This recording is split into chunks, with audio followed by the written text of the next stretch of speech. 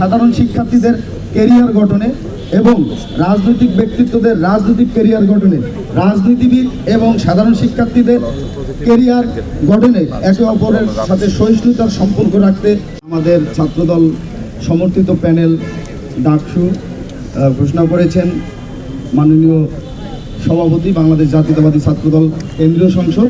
আমরা এখন থেকে আর অল্প কিছুক্ষণের মধ্যেই বাংলাদেশের সর্বোচ্চ বিদ্যাপীঠ, বাংলাদেশের জাতীয় রাজনীতির আতুরঘর ঢাকা বিশ্ববিদ্যালয়ের হল সংসদ সমেত আমরা প্যানেল আপনাদের সম্মুখে ঘোষণা করব। আমরা বিশ্বাস করি আপনারা সবাই সেই প্যানেল আপনারা প্রচার করবেন, যাতে আমাদের বাংলাদেশের সর্বোচ্চ বিদ্যাপীঠটির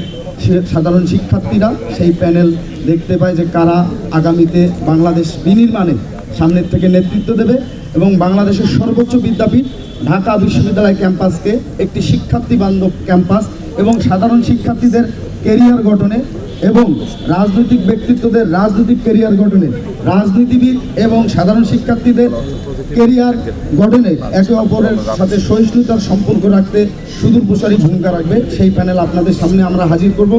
অবশ্যই আমি আপনাদের মাধ্যমে বাংলাদেশের সর্বোচ্চ ঢাকা বিশ্ববিদ্যালয়ের